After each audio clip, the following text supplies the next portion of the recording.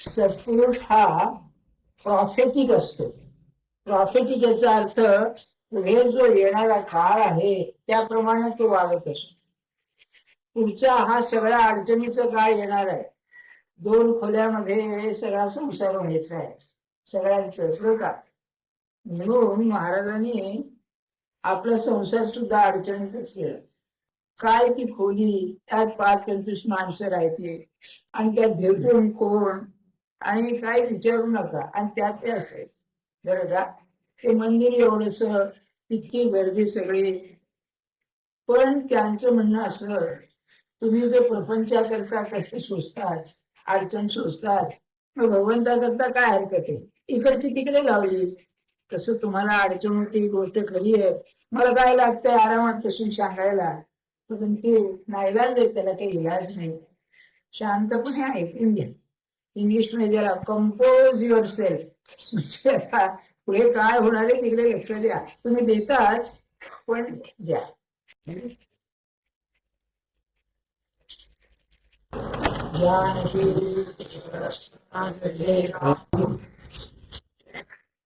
ती गुरुपौर्णिमा आहे ना, ती किती आहे काय आहे याचा उल्लेख नको. पौर्णिमाच का, कसं आहे, चंद्राचं जे ऐश्वर्य आहे ते पौर्णिमेला प्रगट होईल म्हणून पौर्णिमा. अध्यात्मामध्ये चंद्राचं वैशिष्ट्य काय आहे ते मी सांगतो आपल्याला. गुरुपौर्णिमा का, मानवी जीवनच असं आहे, गुरुशिवाय चालतच नाही. माणसाचं वैशिष्ट्य भाषा आहे, ज्ञान हे, आणि ज्ञानामध्ये परंपरा असते, एकाकडून दुसऱ्याला, दुसऱ्याकडून तिसऱ्याला असे. तेव्हा आजपर्यंत एका भगवंताशिवाय स्वयंभू ज्ञान कोणाला नाही. तुम्ही परंपरा बघा, नारायण विधी वशिष्ठ राम, तर रामाला सुद्धा अवतार असून सुद्धा गुरु करावं लागलं, वशिष्ठाकडून ज्ञान आलं. हेतू काय सांगण्याचा, आधी ते पुराण आहे, तो नारायण काय, विष्णू काय, शंकर काय. ज्ञानेश्वर महाराजांची जी परंपरा आहे ती आदिनाथ शंकर, ते पार्वतीला सांगितलं आणि ते सांगताना एका माशाने ऐकलं, ते मच्छिंद्रनाथ. हे काय कोणास ठाऊक, हे पुराण आहे, त्याचा विश्वास असो नसो. पण मच्छिंद्रनाथांनी गोरखनाथाला दिलं, गोरखनाथांनी गहिनीनाथाला दिलं, आणि गहिनीने निवृत्तीला देऊन ते ज्ञानेश्वर महाराजांना आलं. बरं का, सांगण्याचा हेतू काय, गुरुशिवाय ज्ञान नाही. आपल्याला भगवंताचं दर्शन पाहिजे म्हणून आपण हा सगळा व्यवहार करतो. जर ध्येय विसरलं तर सगळंच विसरलं. तुम्ही गाडीत बसलात, मला कोणत्या स्टेशनाला उतरायचंय हे जर तुम्ही विसरलात तर गाडीत बसण्याचा हेतू काय. लहान मुलासारखी अवस्था येईल, तिकीट मास्तर उतरून गेली, तसं मृत्यू येईल, घेऊन जाईल तेव्हा जायचं. मग जर भगवंताचं दर्शन मला पाहिजे तर ज्याला ते झालेलं आहे त्याच्याकडूनच ते घ्यायला पाहिजे. असा कोण, असा ब्रह्मज्ञानी पुरुष, ज्याला आत्मदर्शन झालेलं आहे, ज्याला आत्मसाक्षात्कार झालेला आहे, असाच पुरुष किंवा स्त्री सद्गुरुपदाला लायक असतो. म्हणून संस्कृतामध्ये गुरु आणि सद्गुरु असा फरक करतात. समर्थांनी दाखविला सुद्धा गुरु पुष्कळ असतात, काही जे शिकवलं पुणे आपल्याला तो आपला गुरुच आहे, पण आत्मज्ञान करून देणारा असतो तो एकच. समर्थांनी म्हटलंय, जो जीवात्मया परमात्मयाशी ऐक्य करी हा सद्गुरु, बाकीचे गुरु सगळे.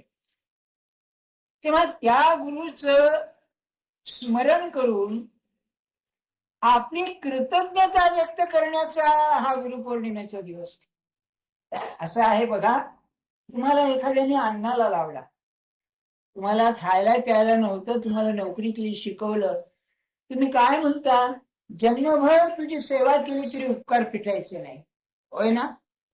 तर ज्या ज्ञानाकरता, ज्या समाधानाकरता, ज्या आनंदाकरता मी रात्रंदिवस धडपड करतोय, त्याचा मार्ग जो दाखवतो त्याच्याबद्दल कृतज्ञता व्यक्त करण्याकरता गुरुपौर्णिमा. त्याला त्याची जरूरच नाही. आपण लक्षात ठेवा, तो शिष्याला कधी शिष्यपणाने पाहत नाही, मानी देवासारखे. बरंच तुकाराम महाराजांनी म्हटलेला, शिष्याला तो देवासारखा मानतो. महाराज म्हणाले, जग सगळं परमात्मा स्वरूप, शिष्य तेवढं नाही होय म्हणाले. काय त्यांची दृष्टी असेल बघा. ते म्हणायचे, मला तुम्ही सगळे रामरूप दिसता, अशी त्यांची भूमिका. तेव्हा त्यांना तुम्ही देऊन काय देणार मला सांगा. काय पैसा देणार? अरे पैसा निष्ठेसारखा समजतात. काय लौकिक देणार? ज्याला भगवंतानी मानलं आणि कडेवर घेतलं त्याला तुम्ही मान देणार? जगामध्ये काय आहे? अशी कोणती वस्तू आहे की ती तुम्ही त्याला द्या? तेव्हा ते म्हणाले, जे त्याच्याजवळ नाही ते द्यायला पाहिजे, आणि ते आहे तर आपला अहंकार आहे तो त्याला द्यायला पाहिजे. आणि ते गुरु पौर्णिमेत शिकायचं आहे. गुरु म्हणजे श्रेष्ठ, गुरु म्हणजे वजनदार, गुरु म्हणजे मोठा. या सूर्यमालेमध्ये सगळ्या ग्रहामध्ये मोठा ग्रह असेल तर गुरु आहे. आणि ज्याच्या कुंडलीमध्ये गुरु चांगला आहे तो भाग्यवान मनुष्य असतो. ध्यानात ठेवा, परमार्थाला सुद्धा गुरु चांगला लागतो कुंडलीत, नाही तर परमार्थ होणार नाही. आणि झाला तर संन्यासाचा परमार्थ होईल, नाथांचा परमार्थ होणार नाही. ध्यानात ठेवा. सांगण्याचा हेतू काय आपल्याला, की हा गुरु, त्याचं स्मरण करण्याकरता मी हे करणार. स्मरण करताना कृतज्ञता व्यक्त करतो. कृतज्ञता व्यक्त करण्याचे अनेक मार्ग आहेत. त्याचा मुख्य मार्ग कोणता? मुख्य मार्ग त्याची पूजा करणं हा. त्याची पूजा केली आणि मला जे आवडीचं आहे ते त्याला दिलं की मला म्हणजे समाधान होतं. गुरुची पूजा करण्यामध्ये, गुरुची पूजा म्हटली की आदर्श आला. पूजा कशी करायची? आपल्याकडे ते षोडशोपचारे पूजा म्हणतात ना, ती आपली धर्माच्या दृष्टीने वेगळी आहे. अध्यात्माची पूजा काय आहे? तर सुदैवानं आपल्या प्रांतामध्ये 2 पुरुष असे होऊन गेले की ज्यांनी गुरुचं प्रेम म्हणजे गुरुने भोगलं नाही इतकं प्रेम भोगलं. ते ज्ञानेश्वर महाराज आणि एकनाथ. काय सांगू आपल्याला, त्यांच्या ग्रंथामधलं जर गुरुचं वर्णन आणि गुरुचं प्रेम काढून टाकलं तर ग्रंथ कुछ कामाचा. ज्ञानेश्वरी आणि नाथ भागवत. नाथाने तर शेवटी असं म्हटलं की म्हणाले, माझं नाव एकनाथ. तर म्हणले, माझं नाव त्यांनी असे काही खुबीने घातले की आडनाव आपलं लावलं, एका जनार्दन. म्हणजे मला ठेवला, मारून ठेवला आणि आपलं नाव घातलं. नाही, त्यांना दुसरं नाहीच काही. सांगण्याच हेतू काय, तर हा जो गुरुपौर्णिमेचा उत्सव आहे त्याचा चंद्राशी संबंध सांगितला मी. तो असा आहे, गुरु कोण? आत्मज्ञान झालेला गुरु. आत्मज्ञान हे कसं आहे? आत्मस्वरूपाचं ज्ञान ते आत्मज्ञान. आत्मस्वरूप सच्चिदानंदात्मक आहे. म्हणजे गुरु हा सच्चिदानंदात्मक असतो. मग त्याचा देह हा वाहक असतो, कॅरियर. तो काही गुरु नव्हे. महाराज वाक्य, तुम्ही ज्याला मी म्हणत होता तो कधी नव्हतोच. अरे त्या देहाला तुम्ही महाराज म्हणत, तो मी नव्हतोच. म्हणजे मी सच्चिदानंद स्वरूपच आहे. यापैकी सद्रूप जे आहे, सद्रूप ते कोवळ आहे. रामकृष्णाने फार सुंदर सांगितले, जगात सगळ्या गोष्टी उष्ट्या झाल्यात म्हणाले. सत्ता काय, पैसा काय, लौकिक काय, सगळ्या म्हणजे दुसऱ्याने भोगल्या. एकच गोष्ट पुष्टी झालेली नाही, ते म्हणजे परमात्मा. काय तो सद्रूप आहे म्हणून तो कोरा आहे, त्याला काहीच नाही. पण तो ज्ञान आणि आनंद रूप आहे, सच्चित आनंद. ज्ञान कसं आहे? गरम आहे, ज्ञानाग्नी आहे. तो अज्ञानाचं जाळून टाकतो, देव ते जाळतो, म्हणून आपल्याला सहन होणार नाही. तो सूर्य आहे. आनंद कसा आहे? आल्हाद देणार आहे. तो चंद्रासारखा, चंद्रिकेसारखा आहे. म्हणून गुरुचा जो आनंद आहे त्या आनंदाशी आपला संबंध येणं म्हणजे अनुग्रह आहे. हा आनंद कसा? चंद्रिकेसारखा आहे. तो पौर्णिमेला काय होतं? चंद्राचं पूर्ण ऐश्वर्य, म्हणजे पूर्ण भरतो ना जो सर्व कलांनी संपन्न होतो, तस आपल्या जीवनामध्ये एक तरी गुरुपौर्णिमा अशी यावी की आपला आनंद पूर्ण व्हावा. हा गुरुपौर्णिमा उत्सव करण्याचा हेतू आहे. नाही तर चाललंच आहे आपलं. आपण वाढदिवस नाही का आपले करीत नाही का, टोकापासून बक्षीस उठवायची, याच्या पलीकडे काय तर काय आहे मला सांगा. अरे गुरुपौर्णिमा, गुरुला आनंद केव्हा होईल? तुझी वाढ होते, वाढदिवस ना, या वर्षीपेक्षा पुढच्या वर्षी माझा आनंद वाढतोय, हे जर खरं असेल तर गुरुपौर्णिमेचा उत्सव बरोबर आहे. बरं, चंद्राची आता बघा, त्याची पूजा करायची आहे ना, तो देह नाही, मग तुम्ही देहाची पूजा करून काय करणार, नाही का? मग जेव्हा आपण सद्गुरूशी संबंधित होतो त्यावेळेला त्याच्या देहाशी संबंध नसून त्याच्या आनंदाशी आपला संबंध आहे. आपलं काय तर आहे, आपण प्रापंचिक माणसं, आपण काय करतो, व्यक्ती भेटली की तिची प्रतिमा अंतःकरणात तयार करतो आणि त्या प्रतिमेमध्ये एक अर्थ असतो काहीतरी. आपले वडील म्हटले की त्यांची प्रतिमा आपल्या मनात असते आणि त्यात काहीतरी गुण अवगुण असतात. तसंच आपला मुलगा, बायको, नवरा, तुमचा साहेब सुद्धा, त्याची प्रतिमा तयार होते मनात आणि त्या प्रतिमेमध्ये आपण अर्थ घालतो. सद्गुरु हा जो आनंद स्वरूप आहे, तर त्याची जी प्रतिमा आपल्या मनात आहे ती आनंद स्वरूप असते. मग जर ती प्रतिमा आनंद स्वरूप आहे, आनंद शाश्वत आहे, तेव्हा परमार्थामध्ये एकदा तुम्ही एकाच्या पायावर डोकं ठेवलं की जन्मजन्मांतरी ती प्रतिमा तुम्ही बरोबर घेऊन जा. म्हणून तुम्ही जर ज्ञानेश्वर महाराजांना गुरु केले या जन्मी, पुढच्या जन्मी न कळत तुम्ही आळंदीला जाल आणि वाटेल की आपलं घर आहे बुवा, इथे बरं वाटतं. का वाटतं? अरे ते तुमचंच आहे, ती प्रतिमा तुमच्या बरोबर असते.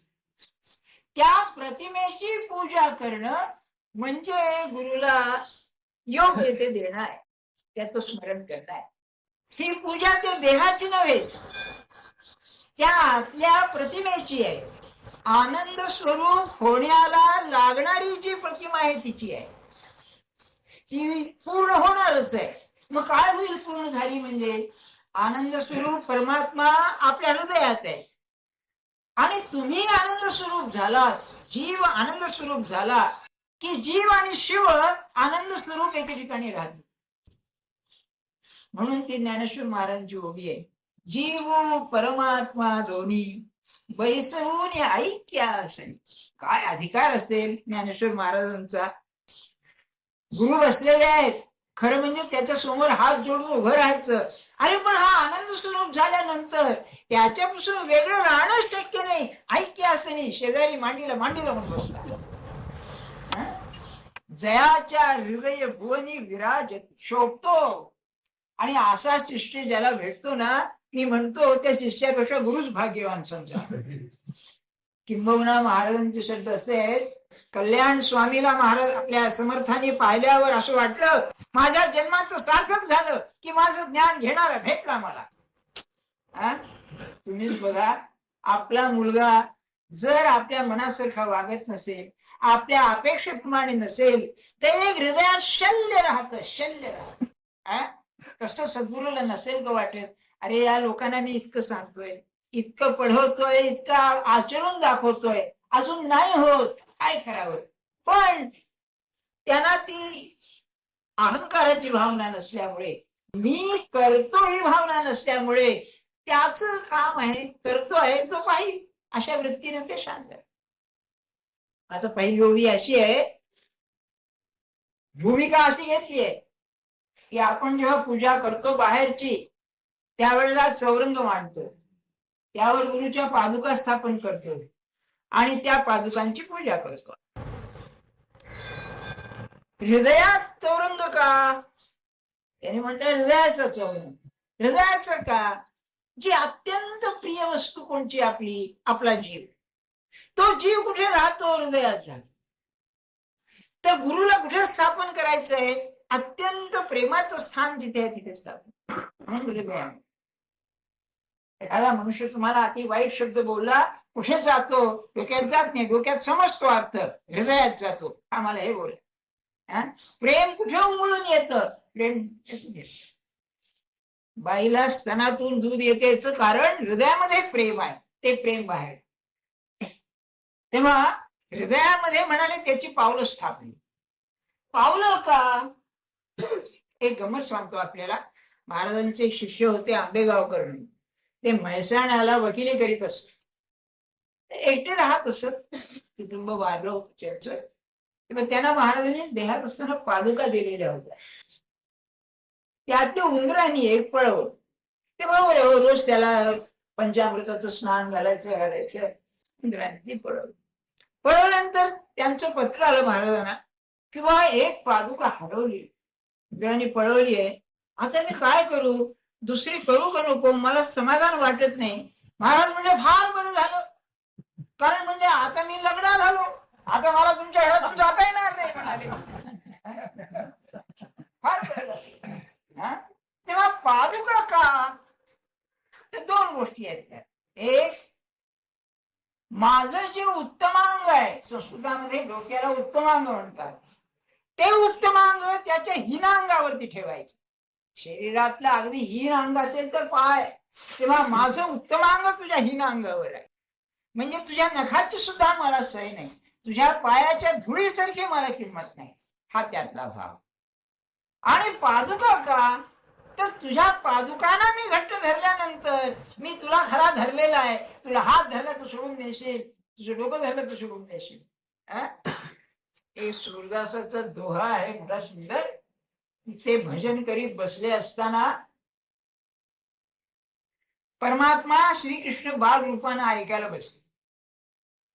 यांना कल्पना नाही, पण एकदा हालचाल वाटली म्हणून कोण म्हणून हात पाहिला. आंधळे होते. हात लावला तर लागला हाताला. तेव्हा त्याने त्याला धरण्याचा प्रयत्न केला, परत त्याचा हात सोडून तो पळून गेला. तेव्हा म्हणाले, अरे बाह छुड़ाए जात हूं, बाह म्हणजे हात, निबल जाने काही मोही. अरे मला तो निर्बल हो, म्हणजे मला दिसत नाही, मी अशक्त आहे, निर्बल आहे. हात हिसडून तो चालता झाला. हृदय ते जब जाहू घे मर्द बदा उगवतो. अरे तुला मी मर्द तेव्हा म्हणेन की माझ्या हृदयातून बाहेर जाशील. बाकीचं काय? नामदेवांनी असंच म्हटलंय, अरे भगवंता पांडुरंगा, तू पळून जाशील तर कुठे जाशील? जा, तुझं नाम तर घेऊन जाणार नाहीस ना. आणि मग मी तुझं नाम गायल्यावर येशील आपोआप दिवस येतं, मला धुंडी देशील. काय बघतोय? आपण कोण त्याच्या नादी लागतोय? नाही का? आपण खरे नादी लागलेले नाहीत. तुमचं काय सांगू मी, पण आपण खरे नादी लागलेलो नाही. नाद म्हणजे असं आहे, व्यसनच आहे ते. म्हणजे संसारातले सगळे मेंबर तुमच्या नावाने खडे फुलू लागले म्हणजे खरं समजावं की नादी लागला. बरं का? मुद्दा सांगण्याचं काय आपल्याला, की हृदयामध्ये पावलं त्याची चिंता. ज्ञानेश्वर महाराजांची ओवी अशी आहे, बरं का? आता हृदय ते आपुले चौफाळूनी फले, वरी बैसवू पाऊले श्री गुरुची. काय सांगू तुम्हाला, माझ्या कानाने मी एक गोष्ट ऐकली आहे. डॉक्टर कुर्तकोटींना भेटलो असताना एकदा सरदार गृहामध्ये पूर्ण निघालं. महाराजांचं सांगता सांगता ते काय म्हणाले, थांबले. 9-10 वर्ष 24 तास सहवास, काय पुरुष भाग्यवान बघा. आणि म्हणाले, महाराजांनी देह ठेवले, कानडी होते. महाराजांनी देह ठेवले आणि या डोक्याला योग्य असे नमस्काराला पाय नाहीसे झाले. काय असेल मला सांगा, त्या पायाची किंमत काय असेल? नाही का? हे आहे बघा, ही भावना खरी आहे पावलामध्ये. मग त्या हृदयाच्या चौरंगावर त्याची पावलं बसतात. हृदया चौरंगाला 4 पाय, तर म्हणजे चौफाळून या भले. हृदयाचं चौरंग करायचं 4 पाय पाहिजे. असं आहे, कोणतीही गोष्ट हृदयात बोचायला, स्थिर व्हायला, हृदयामध्ये घुसायला तिच्याविषयी प्रेम पाहिजे. आणि हे प्रेम अंतःकरण स्वच्छ झाल्याशिवाय होत. आणि हे अंतःकरण स्वच्छ व्हायला वेदांताने साधन चतुष्टय सांगितले. ते साधन चतुष्टय हे 4 पाय आहे. आत्मानात्म विवेक, मग इहमूत्र फलभोग विराग. हा मूत्र म्हणजे पलीकडचं, दुसऱ्या जगातलं, या जगातलं आणि त्या जगातलं जे जे काही भोग आहेत त्याबद्दल विरक्त. शमदमादी साधन, ते आपण ज्ञानेश्वरीत पाहतोय ना. आता ब्राह्मणाची जी गुण आहेत ते शमदमांच. आणि शेवटी मुमुक्षुत्व, म्हणजे मला तू पाहिजेस, मला मोक्ष पाहिजे, मला तू पाहिजेस. ह्या 4 गोष्टी, ह्या 4 पाय. म्हणजे साधन संपन्न असा जो शिष्य आहे त्याच्या हृदयामध्ये सद्गुरूच्या पादुका स्थापन करून आणि मग त्याची पूजा करायची. शेवटची गमतीची गोष्ट सांगतो. पूजा काय, पूजा का. महाराजांनी त्या शब्दावरती मोठी कोटी केली, सुरेख कोटी केली. महाराज म्हणाले, जो पूज्य होईल त्यालाच पूजा करता येईल. पूज्य शब्दाचा संस्कृतामध्ये अर्थ काय आहे? पूजा घेण्याला योग, तो पूज्य. पण मराठीमध्ये पूज्य म्हणजे 0, शून्य. तेव्हा जो अहंकाराने शून्य होईल तोच पूजा करू शकेल, पूजा करू शकेल. आणि आपण असं करतोच ना, सगळी पूजा झाल्यावर साष्टांग नमस्कार घालून, मला आवाहन माहित नाही, विसर्जन माहित नाही, मला हे माहित नाही, ते माहित नाही, मी सगळं तुझ्या पूजा करतोय. मग आणि ते कसं, यस्य स्मृत्याचे नामो त्या तपो यज्ञ क्रिया विषू न्यूनम संपूर्णताम याती सद्यो वंदे तमक. मी आपलं भटजींचं ऐकून पाठ केलेला आहे. याचा अर्थ काय की तुझी पूजा केली बुवा, पण ती नीट झाली की नाही कोणास ठाऊक. त्याचे काही न्यून पूर्ण राहिला असेल ते भगवंताच्या नावाने पूर्ण होतं. त्या अच्युताला मी नमस्कार करतो.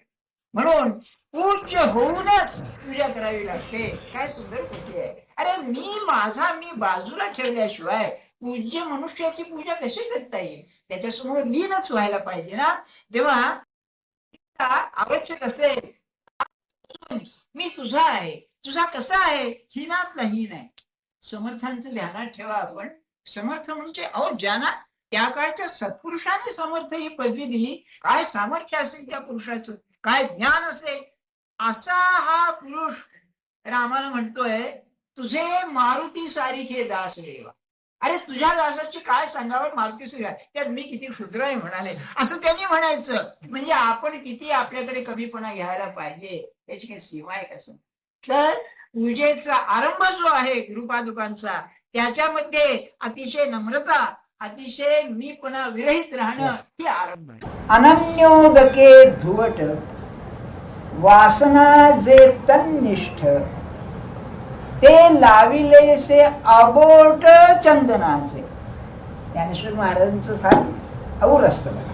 आता काय झालं, पादुका स्थापन केल्या म्हणजे अर्थ काय, माझ्या जवळ ते आहे, माझ्या हृदयात पादुका स्थापन केल्या. पादुका ही खूण आहे, सिंबल आहे, तेव्हा ते माझ्या जवळ आहे, नाही का. तुम्हाला माहिती असेल की लढाईमध्ये पूर्वीच्या जरी पटक्याचा हत्ती म्हणून असेल, जरी पटक्याचा हत्ती म्हणजे तिथे तो निशाण घेऊन असायचा. आज सुद्धा नाही का तुमचं फ्लॅग आहे, ते तुमचं निशाण जिंकलं की तुम्हाला जिंकलं गेलं तुमचं. तसं ते सिंबल आहे, खूण आहे ती. तसं भगवंताची खूण असेल, माझ्या गुरुची खूण असेल तर पादुका आहे. या माझ्या हृदयात मी स्थापल्या म्हणजे तो आहे, माझ्या जवळ आहे, ही खात्री व्हायला पाहिजे. आपलं कसं झालंय, आहे म्हणावं तर धड आहे, नाही म्हणावं तर आहे, नाही का. तुम्ही बघा, एक साधी गोष्ट घ्या. एखादा उत्तम मोठा चित्रकार आणला तुम्ही, तो आणलाच होता इथे सांगितलं, तो सॉलोमन ग्लॅडस्टन म्हणून, त्याला ज्यानी केलं तो मदन, तो त्याचा शिष्य, तो प्रिन्सिपल होता याचा जे आर्ट स्कूलचा, फार प्रसिद्ध, जगप्रसिद्ध होता तो काळ. त्याला दाखवायला आणलंय, लाईफ साईज आहे. तर त्याला महाराजांबिराज काय हो, त्याला नुसतं चित्र. तर तू काय म्हणाला, अरे हे युरोपमध्ये पाठवलं, त्याला 1000 पाऊंड किंमत येईल म्हणाला. बरं का, मला सांगा तुम्ही 1000 पाऊंडाला विकू का? नाही म्हणजे ही दृष्टी दृष्टी नाही का, ही दृष्टीच आहे पाहण्याची. तसं आपण हे करीत असताना त्यांच्या समोर करतो, त्यांच्या नावाने करतो, म्हणजे ते आहेत. पण खरे आहेत का? आली पुन्हा पंचायत. खरे आहेत वाटत नाही ना, ते शिकलं पाहिजे आपण. याला महाराज फार सुंदर उपाय सांगायचे. एक म्हणे नवरा बायको होते, आठवतो बरं का मी लवकर एकादशी म्हणजे तुम्हाला उपास घालीत नाही मी, आठवतो. सुट्टी झाली, बायकांना सुट्टी आहे का? बायकांना सुट्टी नाही, पेन्शन नाही, रिटायरमेंट नाही, सगळे फायदे पुरुषांना. म्हणूनच स्त्री मुक्तीची चळवळ निघाली तेव्हा आपण आहे म्हणतो धड आहे, नाही म्हणतो नाही, मग दिसत नाही ना आहे ते कसं. म्हणजे एक म्हातारे सासरे होते, नवरा बायको मुलगा आणि सून त्यांना मान देत असत. तेव्हा ते रोज संध्याकाळी फिरायला जायचे. हे दोघ जण ऑफिस मधून आले आणि चहा कुणी करायचे याबद्दल भांडण सुरू झालं. तू चहा कर, मी चहा कर, बरं का. आणि लागले एकमेकाला, आता शिव्यागाळी करायला लागले नाही पण भांडायला. भांडायला आल्यानंतर सासऱ्याला माहिती सुद्धा नाही हे भांडतायत म्हणून. पण आता म्हातारे मनुष्य खोकणारच की हो, कफ झालेला. त्यावेळेस खाकरले, जरा खोकले. अरे बापरे, घरात आहेत बरं का, की एकदम शांत झाले. एवढ्या अस्तित्व तरी मानायला काय हरकत आहे नाही का, की आहेत महाराज आहेत बुवा. अरे काय सांगू तुम्हाला, एक साखळकर म्हणून ग्रस्त होते, त्यांची आई होती. तेव्हा त्यांच्या आईला महाराजांनी काय सांगितलं की बाई म्हणाले मी तुमच्या उशाशी आहे, बरं का. फार सात्विक बाई होती आणि खरी अनुसंधानात राहणारी, बरं का. ते तुमच्या उशाशी आहे. अहो ती काय करायची, अशी हात लावायची मागे. आधी म्हणायची, मी ऐकलेले तिच्या तोंडून की म्हणणे त्यांचे पाय मला हाताला लागतात. बरं हे का मुळे काय पोचलेली माणसं असतात, नाही श्रद्धा आहे. म्हणून ज्ञानेश्वर महाराजांनी जो शब्द वापरलाय, वासनाचे तन्निष्ठ, तिथे स्थिर झालेली वासना पाहिजे. निष्ठा शब्दाचा अर्थ असा आहे, स्था म्हणजे उभं राहणं, थांबा म्हणतो की आपण, स्था स्थिर. नि म्हणजे अतिशय, इंटेन्सिटी दाखवतो. तेव्हा अतिशय स्थिर होणं याचं नाव निष्ठा. अहो तात्यासाहेब म्हणायचे, निष्ठा हा परमार्थाचा प्राण आहे. तुम्ही जप किती करता यापेक्षा निष्ठा किती यालाच महत्व आहे म्हणायचे. आणि गोष्ट खरी आहे की निष्ठा तर वासनाचे तन्निष्ठ, म्हणजे पूजेमध्ये आपली जी वासना असणार ती भगवंताला स्थिर झालेली पाहिजे. मला काय पाहिजे जगात, तू पाहिजेस, बाकी नको पाहिजे. मला वासना आहे, मला पाहिजे, पण काय पाहिजे, तू पाहिजेस, मला काय नको. ही तन्निष्ठ वासना. मग म्हणाले ती वासना आमची जी आहे ती तशी कशी होईल. माझी जी आजची वासना आहे ही विवेकनिष्ठ नाहीये, तन्निष्ठ नाहीये, भगवतनिष्ठ नाहीये, ही आहे प्रापंचिक निष्ठा आहे. मग ती तन्निष्ठ कशी होईल. अनन्योदके धोट. धोट म्हणजे पवित्र, स्वच्छ केलेलं, धुसलेलं, त्याचा मल काढलेलं, त्याला धोट म्हणतात. तर अनन्योदकानं, अनन्यते रूपी पाण्याने ती वासना धुतली पाहिजे. अनन्यता म्हणजे काय, तुझ्याशिवाय मला कोणी नाही. महाराज ते शब्द सांगतात. अनन्यता, अनन्यता फार मोठा शब्द आहे म्हणजे, पण तुझ्याशिवाय मला कोणी नाही, खरा माझं कोणी असेल तर तू आहेस. आणि हे ज्याला झालं त्याला अनन्यता आली. ते जणू काय पाणी आहे, त्या पाण्याने तुमची प्रापंचिक वासना शुद्ध होईल आणि ती भगवंताला चिकटेल. ही झाली की मग ही वासना कशी आहे, स्थूल आहे. परमात्मा सूक्ष्मात सूक्ष्म, ते ही वासना स्थूल आहे.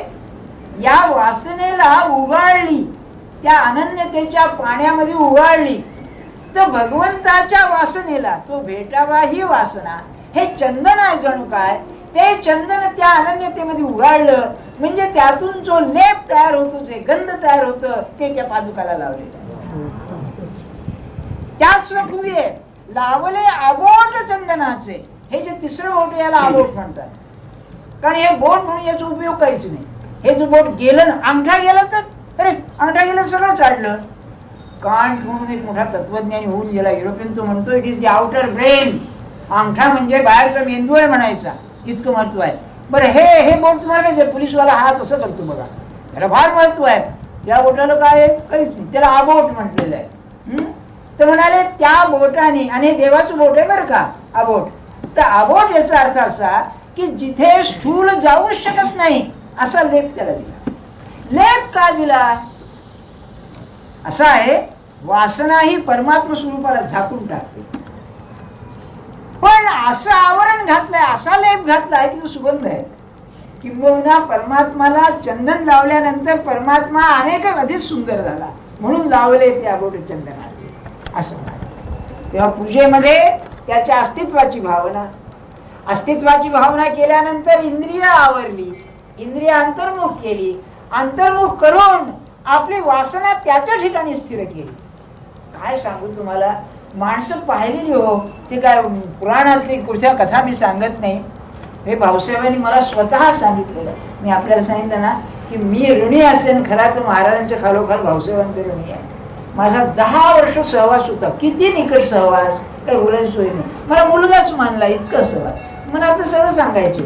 तर मी म्हणलो, एकच म्हणाले, या दिनकरांची आई बाळंत होती, 5-6 दिवस झाले असतील, आणि भाऊसाहेब निजले होते, झोप लागलेली पहाटे 4चं सुमार, आणि एक मनुष्य स्वप्नात आला आणि म्हणाले, तुला मूठ मारू का, असं भाऊसाहेबांना म्हणाला. काय म्हणाला? स्वप्नामध्ये तुला मूठ मारू का. स्वप्नामध्ये त्यांनी सांगितलं मार, पण महाराजांना विचारून मार. अरे यार, काय सांगू तुम्हाला, काय माणसं ही, काय तयार केली माणसं त्यांनी. तुम्ही आम्ही माकडा होत चालले काय, आणि किती जरी ते असं होतं, माकडाला किती माणसासारखं सूट बूट घातलं तरी काय, ते माकडच घेऊ शेवटी, अशी आमची स्थिती आहे. काय नाही, किती महाराज खोल गेले असतील. म्हणून मी परवापासून तुमच्या डोक्याशी कंठशोष करतोय, आपल्या जीवनात त्यांना शिरू द्या. आपली बायको, नवरा, मुलं, सून, काय जावे, जेवढे माझ्या साहेब, जेवढा माझ्या जीवनात शिरलो तेवढा माझा गुरु शिरू दे. म्हणजे मग काय, परमार्थ आणखी काय राहिला. तुम्हाला जपाशिवाय राहताच येणार नाही. त्यांचं स्मरण हाच जप आहे, ध्यानात ठेवा आपण. जसं जेथे नाम तेथे माझे प्राण, तुमचे प्राण तेथे नाम. तुम्हाला धरले की नाम आलंच की हो, मग नाही का, ते कॉन्व्हर्स इज ट्रू, उलटा बरोबरच आहे. तेव्हा सांगण्याचा हेतू काय की असं भगवंत आपल्या त्या पादुकांची पूजा करताना त्याच्या अस्तित्वाची भावना, ती अस्तित्वाची भावना हृदयात जपण्याकरता मन अंतर्मुख करणं, आणि त्यासाठी रोज सकाळी किंवा संध्याकाळी कितीही तुमच्या घरात कटकटी असो, बाहेरच्या ऑफिसच्या व्यापाराच्या 10-15 मिनिटं बसलंच पाहिजे. नाही, डोळे झाकून शांत नाम घेतलंच पाहिजे. तर हे साधे, नाही तर नाही साधणार, थोडं तरी पाहिजे. आणि मग तुम्हाला कळेल की माझं नाम कमी पडतंय, आणखी घ्यायला पाहिजे, म्हणजे मनुष्य आपोआपच वाढेल. अहो, जिथे अखंड जप करायचा आहे, तुम्ही महाराजांची प्रवचन वाचली असतील ना, तुम्ही एक काम करा, एक डॉक्टरने मोठं काम केलं. अखंड शब्द किती वेळा आलेला आहे, पदोपदी अखंड शब्द आलेला आहे. अखंड जप, अखंड जप, अखंड जप. याचं कारणच आहे, ते आयडियल आहे, ते आदर्श आहे. तर ते होण्याकरता सुरुवात तर कुठे करायला पाहिजे, ती आज एकादशी आहे, शुभ दिवस आहे, करावी केव्हा तरी, सकाळी नाही संध्याकाळी, काय झालं तरी बसायचं 5-10 मिनिटं. म्हणजे घरात जन्म हो, घरात मृत्यू हो, घरात आजारी असो, घरात संकट असो, काही भाग्य असो, ते माझं झालं पाहिजे. त्याचा प्रपंचाचा संबंधच नाही. तर माणसाला समाधान मिळेल. मग आतमध्ये बदल काय असतो कळेल. तो काय बदल होईल, पूर्वी कुणी आपली निंदा केली, पूर्वी आपलं नुकसान झालं, तर मनाचं जे उलथापालथ होती ती कमी होईल. तुम्हालाच कळेल, अरे बा नाही, आता निराळ आहे काय ते, आता मन शांत झालेलं आहे. आणि हे व्हायला त्या गुरुला घट्ट धरून ठेवायला त्याची मानस पूजा करा.